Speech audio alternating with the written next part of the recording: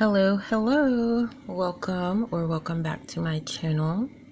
Today we're going to be further discussing cyberbullying tactics, mainly manipulation, and of course, the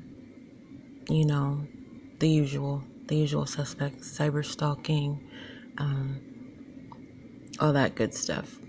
But specifically, in our continued Gangstalking chronicles, we're going to be looking at the lasting effects of some of the members who have left this community, and I'm going to be responding to something that was shared with me from someone within the community who is considering leaving.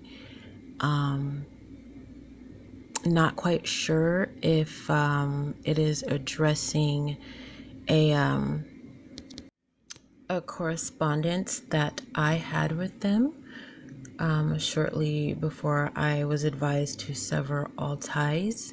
However, in the event that it is, I would just, of course, like to state my side, I guess, of the story. Again, it might not be, but if it is, I'm going to state my point of view and where I was coming from. Again, this is from someone still in the community who has heard about some hurtful things that's been going on in regards to her. So yeah, we're going to listen to that. I'm going to address what may or may not be said correspondence. So again, just to refresh, I'm going to start by reading the last message that I sent to them. And by the way, please keep in mind, this was before I was notified or alerted of any type of hacking or stalking or anything like that. Well, I was aware a little bit of the stalking, more so like just from like the front end of social media, just kind of like monitoring and quote and observing, according to their lingo. But as far as the actual like hacking to look at people's other social media accounts, I was not aware of that at this time. I just wanted to go ahead and put that out there. In my mind, I was still reaching out to the girls who, as I mentioned in a previous video, created a kind of like a little care package gathering of messages from all the dozens and dozens of people in their community for healthcare workers who were on the front line during the pandemic. That's who I thought I was addressing. Clearly, I was not, and we're gonna see why in a minute. So again, gonna read the correspondence, gonna listen to what was shared with me by someone, again, who's likely gonna leave the community, but she's torn, connection she's made, even though she's learned about the shadiest of shadiness going on. And then I'm going to just share a little bit more about what some of the people who have chosen to leave have been going through as a result of the, cyberbullying and intimidation and stalking and hacking and everything. So here we go. I cannot imagine how hurtful and stressful it must feel to be doxxed or have your trust violated, but it cannot be healthy to allow that incident to make you want to consider retaliating against another individual or individuals in a similar manner, no matter the reason. That would make you just as shady an individual as the people who did it to you. Living in fear or paranoia that people will flip on you is not healthy, and there are people taking advantage of this fear. I understand that losing longtime fans may not be a concern of yours, especially since we can easily be replaced, but you've expressed that cultivating a healthy online environment for the people who support you is very important to you. There are devoted, loyal fans who want to help you continue to do this, but there are also some people, however, I will not use names, who are not being genuine to you and many of your loyal fans. Folks who've supported you even before you had as much a following as you do now, and there was no proverbial hierarchy in place. People have information that could be very helpful to you, but fear speaking out for fear of retaliation. If you truly want your community to be about love, inclusion, and acceptance, then you should possibly take a closer look into these people.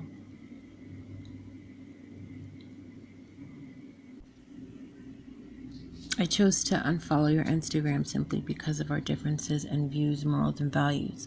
No other reason. I've always been straightforward and honest. I understand that after the doxing you went through, you must find it very difficult to trust people. But please don't let the wrong people make you fearful or mistrustful of people who have been loyal and proven themselves to be loyal to you. Not everyone who chooses to unfollow you hates you, wants to extort you, or has some type of personal vendetta against you. Okay, so now we're going to take a closer look, well, more like listen, to the message that was shared with me from someone still in the community. Again, has 1 foot in and 1 foot out, is very torn, doesn't want to leave, the friends that she's made there, and still kind of in disbelief about everything she was hearing that was going on. And again, as you listen, keep in mind that you are listening to the community of love and kindness. Like, they get involved with some people in the community and it doesn't really work out, or, they get into some conflict with some person or some people in the community, and then they come and they blame us for it, and it's like, well, that's not our problem. Like, we can't really control that. We're all grown adults, like, if you're having problems with people in the community, that's not our fucking fault. That's on you. Especially if we're not aware. But somehow they blame it on us because they put back in our face, like, they get involved. Okay, so to address that, the issues that most of us have are all with the same person. And this is one of your moderators. And you tell the moderators what to do. So as far as it not being your effing fault, it is, because you tell the moderators what to do. And as far as it just being somebody not getting along with somebody, this is an issue that a lot of people have had. A lot of people have had issues with this same particular moderator.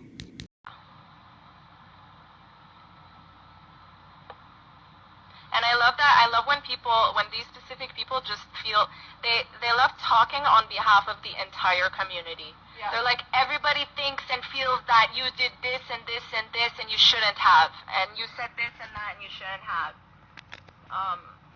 Really? Like, who exactly? I can't give and then names. Yeah, and then we're like, okay, give names. Give us names, show us screenshots, show us dates. Somehow, magically, they don't have any. And then we're like, okay. Nothing we can do then. Thanks for nothing. Like,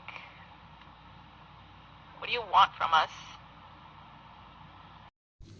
Okay, so here I will say that I didn't want to use names of your moderators because I still had respect for the moderating team again. So it's before I knew they were involved in alleged hacking, and I didn't want to cause any discord. That's why I didn't use the name of the moderator.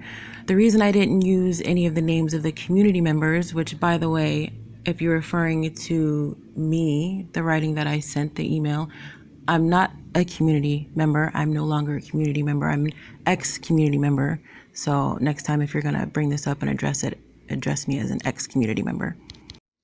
Again, now, if you were referring to me, you may have been referring to something somebody else said, but it does sound a little bit similar to the email that I sent. I mean, the DM. So yeah, the people don't want their screen names mentioned possibly because they're terrified that you guys are hacking them, maybe?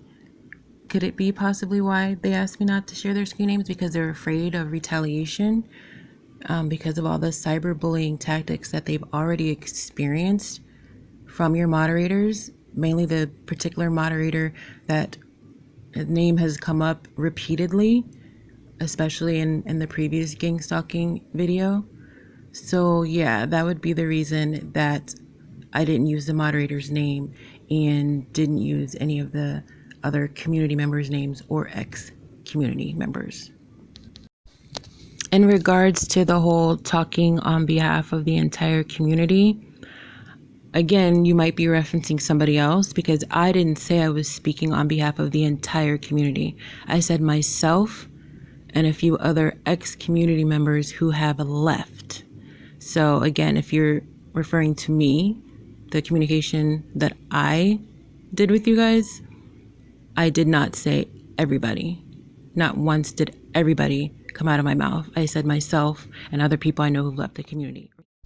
People who want to leave, but people who are afraid because of the further cyberbullying and gangstalking that might ensue. Similar to the situation with the mod that wanted to leave. She was disrespected when she was there. She stayed longer than she wanted to because she didn't want to have to deal with any more of the gangstalking and harassing and all that other fun stuff that you like to put people in your community through. So, yeah. For like every problem in their lives. They always throw in like, there's like this weird, how do you say that word, hierarchy? Did I say it right? Hierarchy?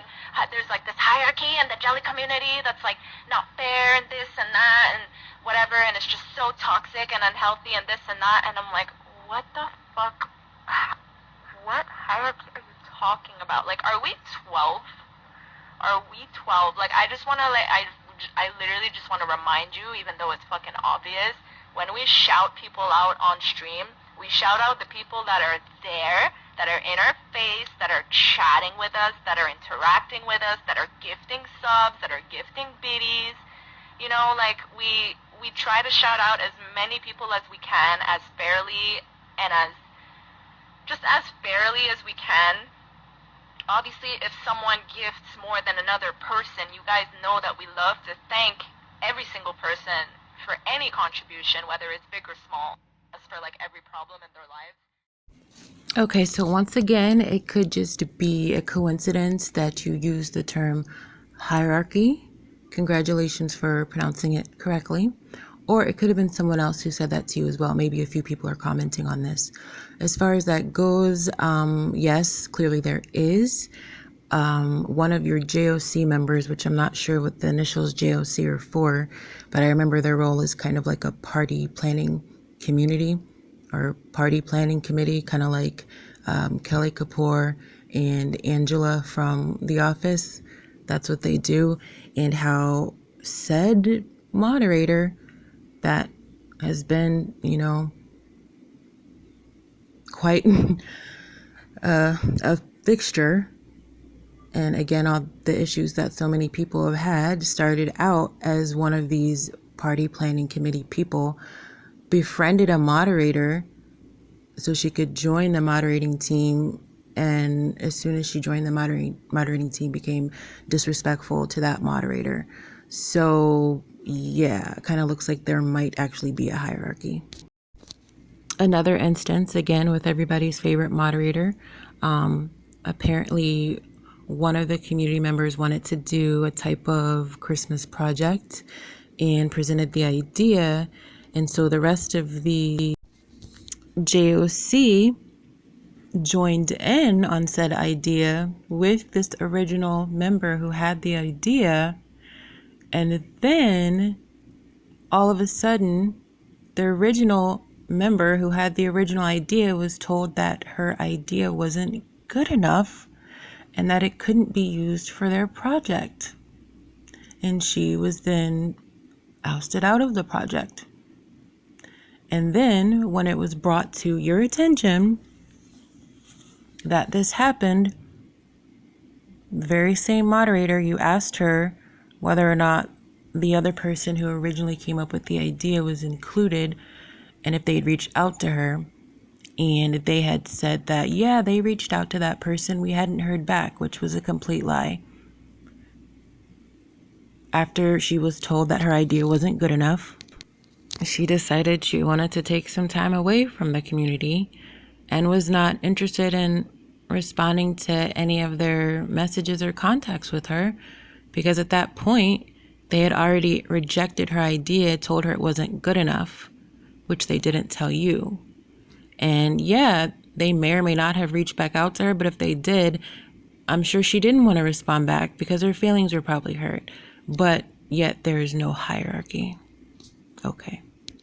more than another person. You guys know that we love to thank every single person for any contribution, whether it's big or small. We always say thank you. So if one person gifts regularly and a lot, yes, we're going to thank them as many times as they gift. It does not mean that we favor them. It does not mean that we have a fucking hierarchy going on, or that we have some people like favorites and not like, what the, how old are we, like, for real? I just don't understand how some people's brains work. But obviously that's because they're not in our shoes, so they really don't understand what it's like to be in our position and the pressure that we have on our backs to do all of this. But there's no fucking hierarchy, okay?